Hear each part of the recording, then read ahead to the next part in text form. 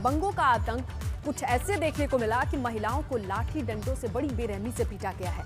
महिला पर दबंगों का कहर किस कदर बरपा है, इस वायरल वीडियो में देखिए। दंदौरा खुर्द गांव का ये वीडियो बताया जा रहा है। महिलाओं को लाठियों से दौड़ा दौड़ा कर पीटते ये दबंग नजर आ रहे हैं। खबर है कि खिड़की रखने के मामूली विवाद में इन लोगों ने गुंडागर्दी दिखाई।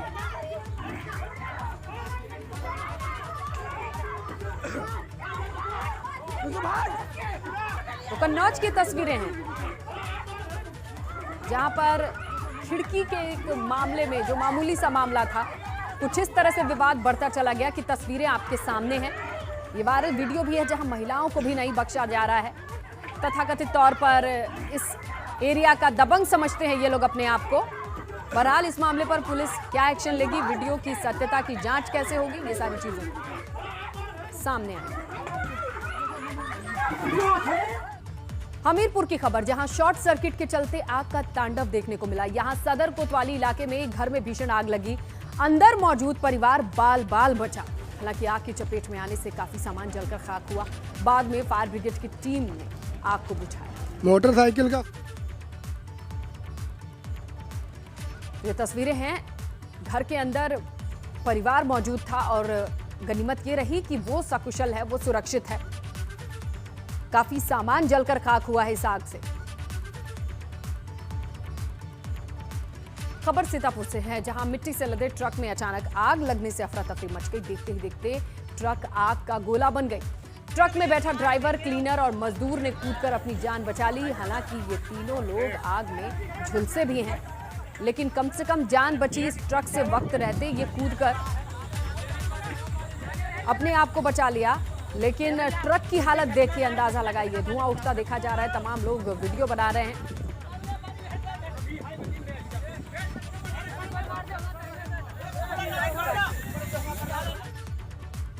उधर अंबेडकर नगर से भी आग की खबर है, जहां मुर्गी फार्म हाउस में भीषण आग से लाखों का नुकसान हो गया है। मामला खड़हरा गांव का है। मौके पर पहुंची फायर ब्रिगेड की टीम ने आग को बुझाने की कोशिश की है। तो देखिए, तरह तरह की आग की तस्वीरें कहीं ना कहीं हमें आपको सचेत भी करती हैं कि जैसे ही ये सूखे मौसम की शुरुआत होती है, सेफ्टी और आग से बचाव के उपकरणों की जांच होनी जरूरी है। और इस केस में देखा जाए तो ये मुर्गी फार्म है जहां पर यह आग लगी है। और आग का तांडव यहीं खत्म नहीं होता है। अमेठी से खबर है, जहां गेहूं की खड़ी फसल में भीषण आग लगी है। आग में जलकर सैकड़ों बीघा गेहूं की फसल जलकर खाक हो गई। हालांकि आग कैसे लगी इसका खुलासा नहीं हो पाया है। गौरीगंज कोतवाली क्षेत्र के बिसुनदासपुर अनापुर गांव का ये मामला है। देखिए किस तरह से ये जलती हुई फसल की तस्वीरें, धुआं उठता देख सकते हैं। और ये मेहनत है किसान की, पूरी फसल को पक कर तैयार होने के लिए काटने के कगार पर हैं, लेकिन इस आग ने सब कुछ नेस्तनाबूद कर दिया।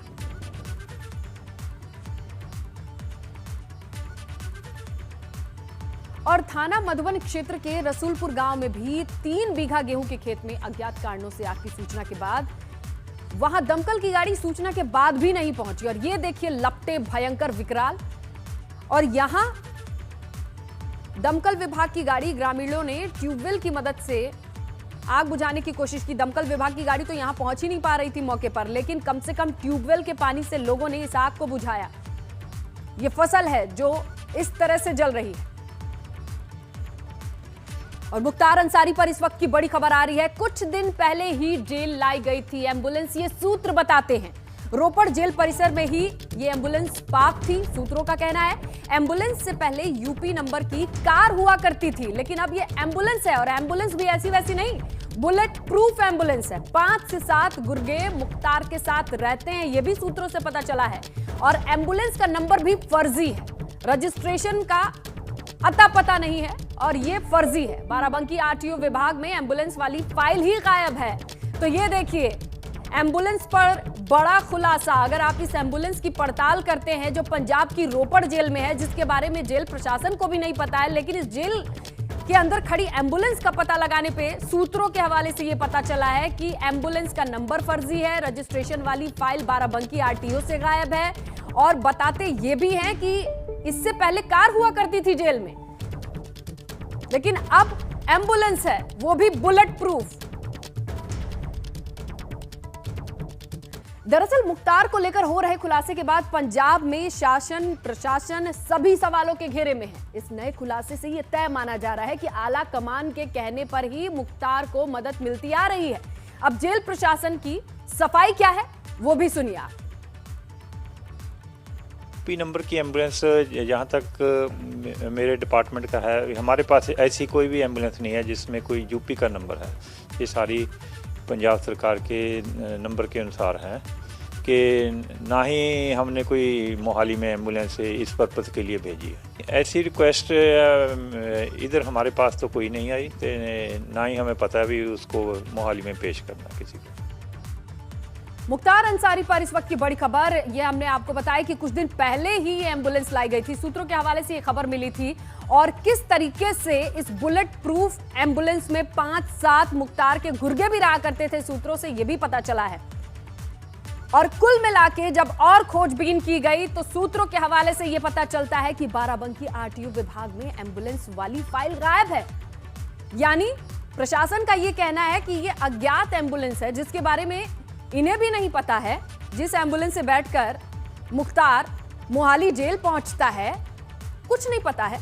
लेकिन अगर और पता लगाएं तो ये पता चला है कि आरटीओ में भी फाइल नहीं है साहब। इस नंबर की जो एम्बुलेंस है जिस पर रजिस्टर होके सारी डिटेल तो मिलती, उत्तर प्रदेश में भी उसकी डिटेल गायब है। और सूत्र कहते हैं कि इससे पहले तो कार हुआ करती थी, उसको रिप्लेस करके एक बुलेट प्रूफ एम्बुलेंस पार्क किया गया जिसके बारे में जेल प्रशासन को भी नहीं पता है। तो कुल मिलाकर अलका राय का झूठ किस तरीके से साफ और बेनकाब हो गया। जहां एबीपी गंगा से डॉक्टर अलका राय ने फोन पर बातचीत में कहा था कि मेरी नहीं है ये एम्बुलेंस। अभी तक तो मुझे पता नहीं क्या क्या खबरें मिली हैं कि बाराबंकी में मेरा अस्पताल था और क्या क्या था। तो मैं बाराबंकी से तो मेरा कोई नाता नहीं है।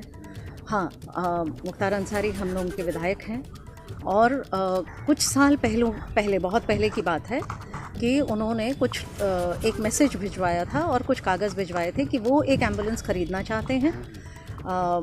विधायक होने के नाते पब्लिक के लिए एम्बुलेंस चाहिए था और वो किसी हॉस्पिटल के ही नाम पे एम्बुलेंस अलॉट होता है, तो वो मेरा अस्पताल के नाम से वो लेना चाहते हैं।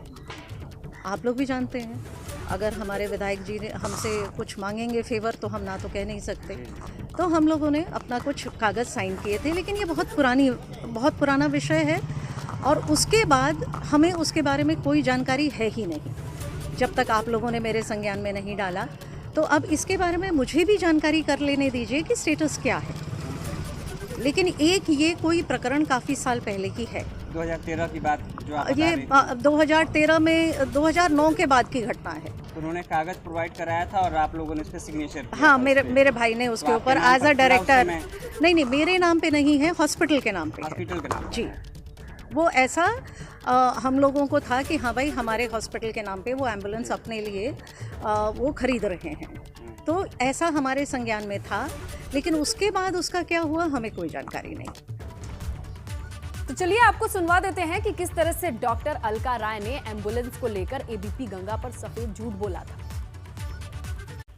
तो क्या आप सार्वजनिक मंचों पर भी कभी उनसे मिली हैं या उसके इतर भी कभी कोई शिष्टाचार मुलाकात आपकी? नहीं, मैं 2002 में मऊ में आई हूँ और 2005 से वो जेल में है। तो कुल मिलाकर ये जो एम्बुलेंस मोहाली में दिखाई दी जिस पर बाराबंकी के श्याम अस्पताल का नाम लिखा है, उसका रजिस्ट्रेशन 2013 में वहां से बताया जा रहा है, उसका आपके अस्पताल और आपसे कोई संबंध नहीं है? कोई संबंध नहीं है, कोई संबंध नहीं। तो मुख्तार की एम्बुलेंस को लेकर एमएलए अलका राय ने प्रमुख सचिव से शिकायत की है। अलका राय ने प्रमुख सचिव से जांच की मांग करी है। विधायक अलका राय मामले को लेकर सीएम से भी मुलाकात करेंगी। तो लीजिए, ये एम्बुलेंस का मामला और पेचीदा होता हुआ, जहां पर एम्बुलेंस की रजिस्ट्रेशन और कैसे ये पंजाब पहुंची, इस पर परतें खुलती जा रही हैं।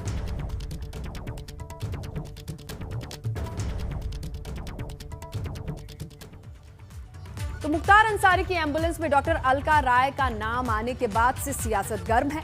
कांग्रेस नेता अजय राय ने मामले की न्यायिक जांच की मांग की है। तो ये मामला यहीं शांत नहीं होने वाला है, जहां मुख्तार अंसारी की एम्बुलेंस को लेकर अब राजनीति भी सामने आ सकती है, जहां पर अजय राय ने मामले की न्यायिक जांच कराने की मांग की है।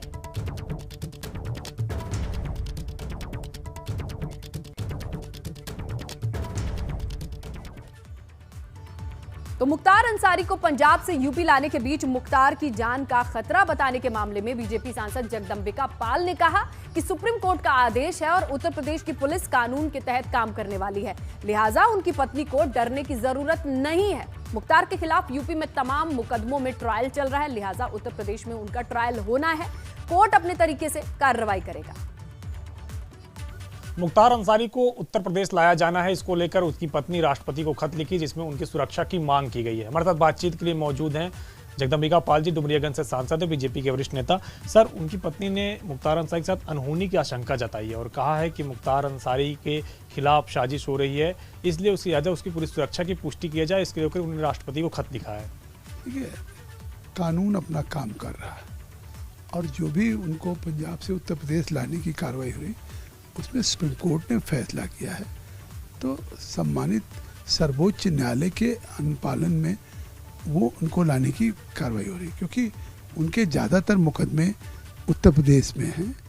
तो अब निश्चित तौर से उनको उन मुकदमों को और उस ट्रायल को फेस करना चाहिए।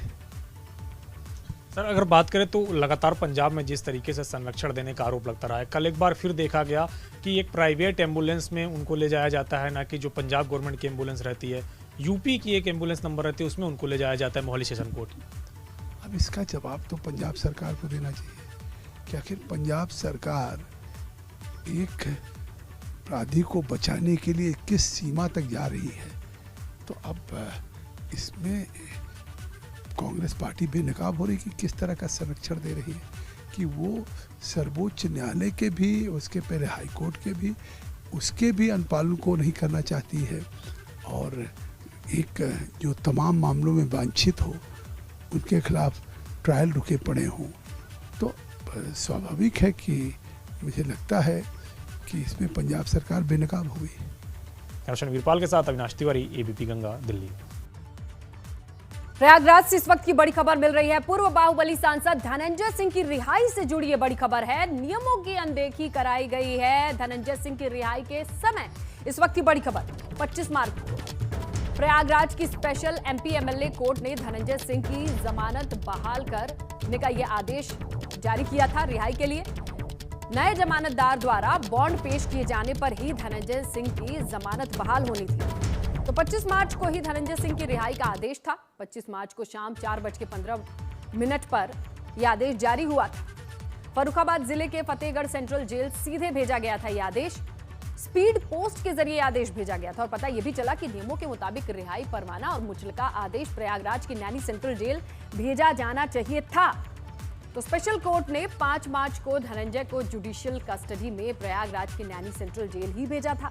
इसी आधार पर रिहाई के आदेश नैनी सेंट्रल जेल से ही भेजा जाना चाहिए था। नैनी सेंट्रल जेल से स्पेशल मैसेंजर द्वारा फतेहगढ़ जेल को यह आदेश जाता है। एमपी एमएलए कोर्ट से जमानत मिलने के बाद धनंजय सिंह कल रात जेल से रिहा हो गए हैं। इस वक्त हम मौजूद हैं धनंजय सिंह के शहर स्थित आवास पर। यहाँ जैसा देख सकते हैं कि हर तरफ सन्नाटा पसरा हुआ है। उस वक्त से सन्नाटा पसरा हुआ जब धनंजय सिंह ने सरेंडर किया था कोर्ट में। हालांकि यहाँ कभी रेला लगा करता था गाड़ियों का, यहाँ पे लोगों का रेला लगा रहता था, समर्थकों का रेला लगा रहता था। हालांकि ये भी साफ नहीं हो पा रहा है कि धनंजय सिंह जेल से निकलने के बाद अपने बनसफा स्थित आवास जाएंगे या शहर स्थित इस आवास पर आएंगे जहाँ हम इस वक्त खड़े हुए हैं। एबीपी गंगा के लिए जौनपुर से जावेद अहमद। 5 मार्च को जेल जाने के बाद जो मामला लखनऊ का जो कि हाईलाइटेड मामला था जिसमें ये नामी घोषित थे, वो मामला चल ही रहा था, लेकिन इस बीच 25 मार्च को इनके तरफ से ज़मानत दाखिल की गई और एक ज़मानत दाखिल करने पर इनको ज़मानत चूँकि रिस्टोर हो गई और इनकी रिहाई 4:15 पर विशेष जज एमपी एमएलए कोर्ट की तरफ से एक रिहाई और एक मुचलका फतेहगढ़ जेल के लिए स्पीड पोस्ट के जरिए 4:15। ब्रेक के बाद रुक करते हैं पंचायत चुनाव से जुड़ी बड़ी खबर का। आज जिला पंचायत सदस्यों के नाम की घोषणा हो सकती है। बीजेपी जिला पंचायत सदस्यों के नाम की घोषणा करेगी। पहले चरण में 18 और दूसरे चरण में 20 जिलों में चुनाव होने हैं। लगभग 1500 जिला पंचायत वार्ड में होंगे 2 चरण में ये चुनाव। और इसी के तहत सदस्यों के नाम की घोषणा हो सकती है। तो बीजेपी जिला पंचायत सदस्यों के नाम की घोषणा एक अहम खबर, जहां पहले चरण में 18, दूसरे चरण में 20 जिलों में चुनाव होने हैं। तो ऐसे में नामों को लेकर ये पर्दा उठ जाएगा। तो पंचायत चुनाव से जुड़ी ये बड़ी खबर। तो आज ही लगभग सभी 15 से ज्यादा वार्ड सदस्यों के नाम की घोषणा कर सकती है बीजेपी। आज शाम 4:30 बजे, यानी थोड़ा ही वक्त रह गया है, जब पार्टी मुख्यालय पर उम्मीदवारों के चयन को लेकर एक बैठक होगी। बैठक में प्रदेश अध्यक्ष स्वतंत्र देव सिंह, महामंत्री संगठन सुनील बंसल समेत तमाम क्षेत्रीय अध्यक्ष और प्रभारी मौजूद रहेंगे।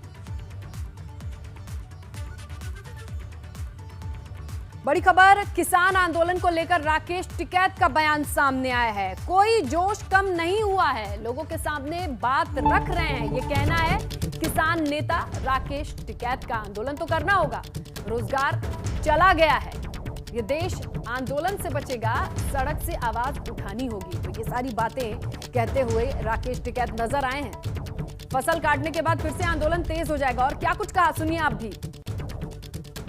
पूरे देश में आंदोलन चल रहा, पूरे देश में मीटिंग चल रही, लोगों को बताया जा रहा क्या एमएसपी पे खरीद शुरू होगी पूरे देश में, क्या कानून बन गया एमएसपी पे, क्या फसलों के रेट ठीक मिलने लगे, क्या गन्ने का भुगतान हो गया, बिजली के रेट कम हो गए।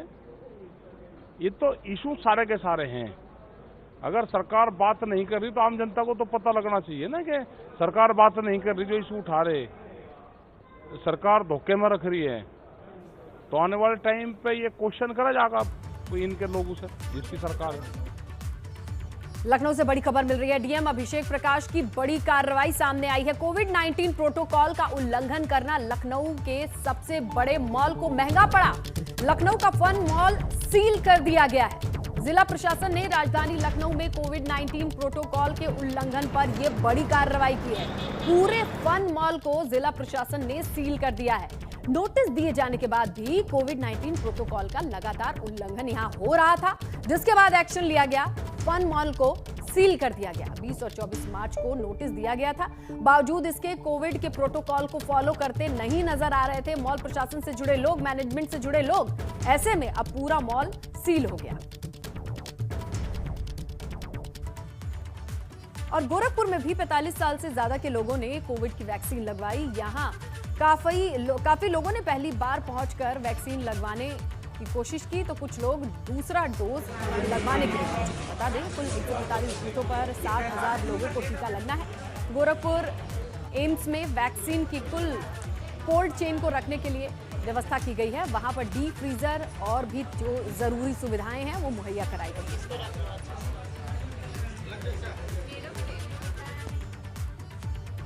झांसी में 10 शिक्षक और एक छात्र कोरोना संक्रमित मिला है। जवाहर नवोदय विद्यालय में कोरोना का विस्फोट देखने को मिल रहा है। 10 टीचर और एक स्टूडेंट कोरोना पॉजिटिव निकले हैं। सभी मरीजों को विद्यालय में ही क्वारंटीन कर दिया गया है। तो इस वक्त की बड़ी खबर, जहां 8वीं तक की कक्षाओं को बंद करने के तो आदेश हैं, लेकिन उससे ऊपर की कक्षाएं जहां चल रही हैं। झांसी से ये खबर देखिए, जहां 10 टीचर और एक स्टूडेंट स्कूल में ही क्वारंटीन है। न्यूज़ एट 4 में इतना ही। तमाम खबरों के लिए आप बने रहिए वीपी गंगा के साथ। खबर आपकी जुबान।